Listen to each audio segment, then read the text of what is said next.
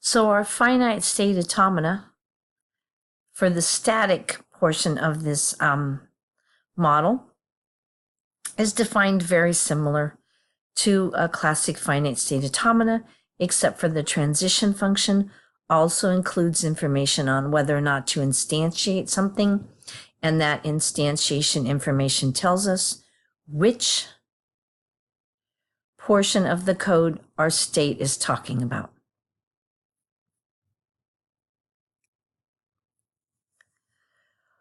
Our static OOP templates can have various entry points, for example, one for each method. So they have a set of starting points, not just one.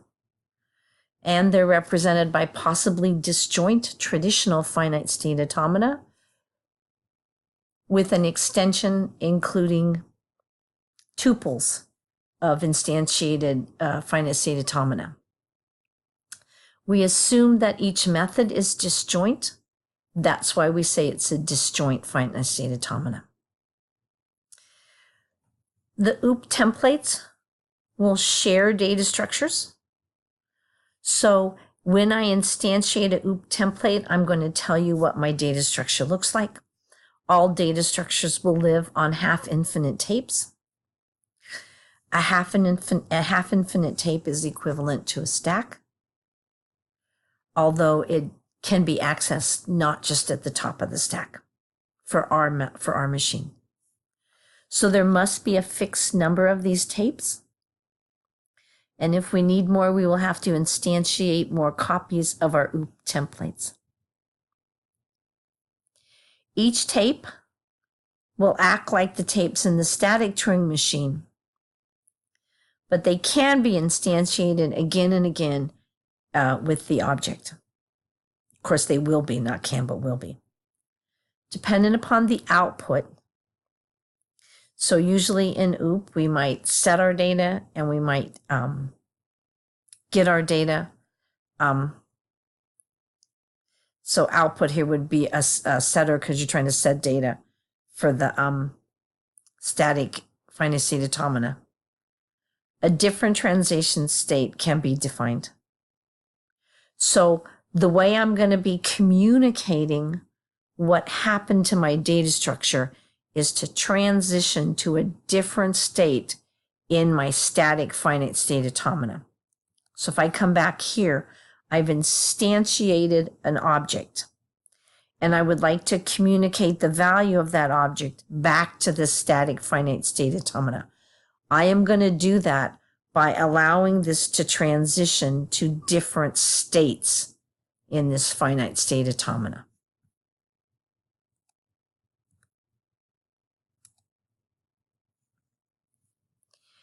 Each separate instantiation will have its own start state because each of those instantiated states are separate. They have access only to their own tapes unless you define a class tape, because of course we have class variables, so we would like to model those. So you can have a set of class tapes for the entire class if you would like. You can read and write to these tapes. They are meant to be arbitrary data structures that you can modify at will. And you can return to different states dependent upon what you think about the state of your data structures.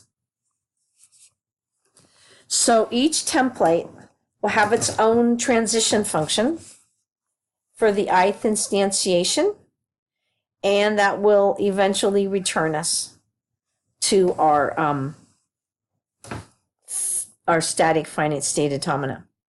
So think of these instantiated templates as d sub I, which is for the ith instantiated object.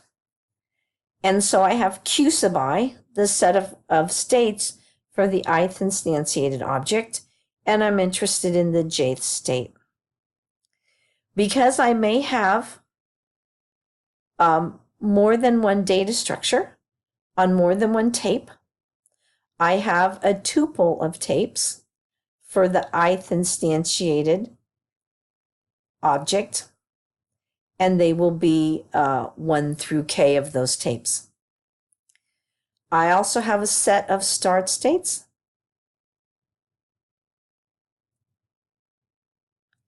Depending upon how many of these, I also have a set of static tapes. Now I'm getting confused as start and static. These are my static tapes for the class. So I can have more than one static tape just to make it easier. So let each template have its own return transition function. Return isn't a good word here. We're just going to say transition function. And this will move you on to QL. Again, where QIJ is the ith transition, the ith instantiation of this template or of any object, and the index J is the jth state in this templated finite state automata. The T of K are the actual values under the read heads, if you'll have them for the tape machines, and the T of S is our static class.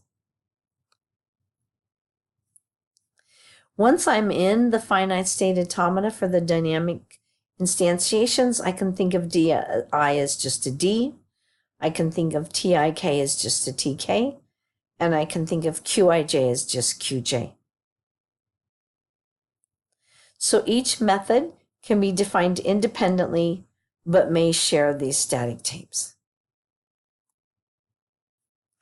So I'm going to try to write the entire abstract machine, and this could be a mistake, I could have missed it, as a 7-tuple together with a set of I classes that I might instantiate. So first I will have a set of states Q base.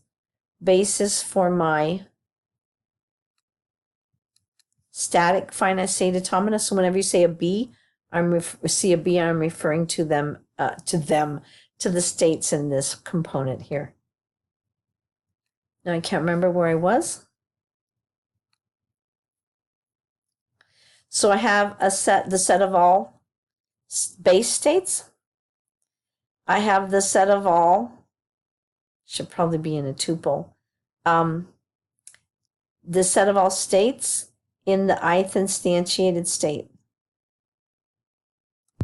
So this set actually varies as I instantiate templates. T for template, T for tape. I needed to find better symbols. This is my input alphabet. And this is my alphabet for the tape. It's like an alphabet for the tape for a push-down automata, or for the Turing machines, I have special symbols to indicate that things are empty. And this is the set of templates I'll be using that I can instantiate. And this is the start state for my base finite state automata. And this is the final state, or set of final states. That should be a set for my base state,